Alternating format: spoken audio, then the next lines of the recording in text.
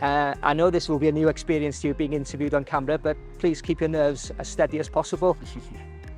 Wayne, what has the last season been like for a die-hard Wrexham fan? I mean, the first word that springs to mind is exciting. You know, it's been, you know, I look at it two ways. So I look at it as a fan, and it's been everything a fan would want it to be. You know, we've won promotion back to back. I think I'm right in saying the first time in the club's history.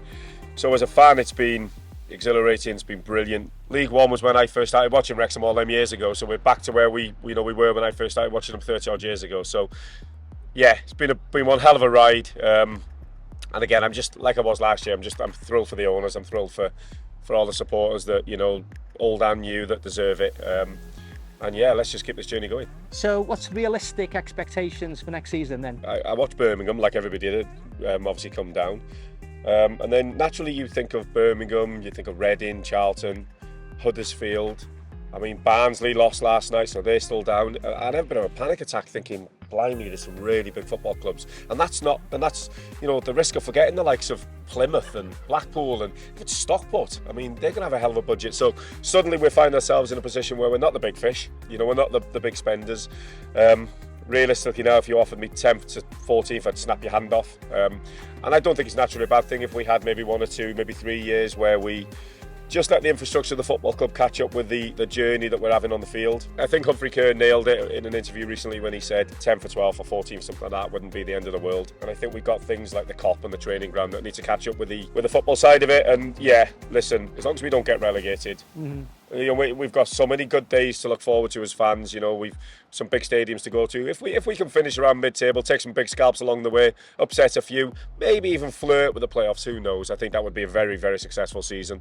But listen, we're back in League One. If you'd have offered this to any supporter 3 years ago, I think they would have bitten your hand off for it. There's going to be several games where they're going to be tasty. And listen, if we start well, even the teams that don't naturally have a rivalry with Wrexham will suddenly find they'll have a rivalry with Wrexham. What I'm finding is, I think you find 50% of the people think it's a brilliant story, and it is a brilliant story, and they don't realise the depths of the troubles the club have been through.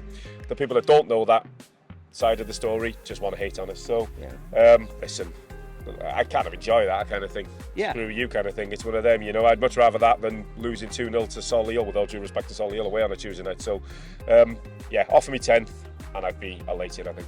We've interviewed a few people here today at the turf. One chap from New Zealand, one from Virginia. This must be the most cosmopolitan customer base of any pub, possibly in Britain. It's bonkers, yeah. I mean, we're 3 years in now, roughly, I think. And every day or every night, I think to myself, it'll quieten down. And I said to Rob, it'll quieten down, won't it? And he was like, nope, it's not going to quieten down. So it's brilliant. You know, yesterday was the same. There was people from Dubai, you know, Ireland, Texas. It's every single day.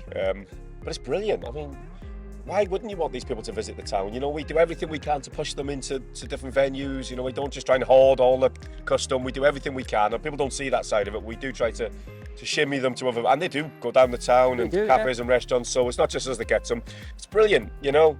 Absolutely brilliant. You know, if it was to stop tomorrow, we'd miss it. So, yeah, I mean, and they love it. You know, we give them a warm Welsh welcome.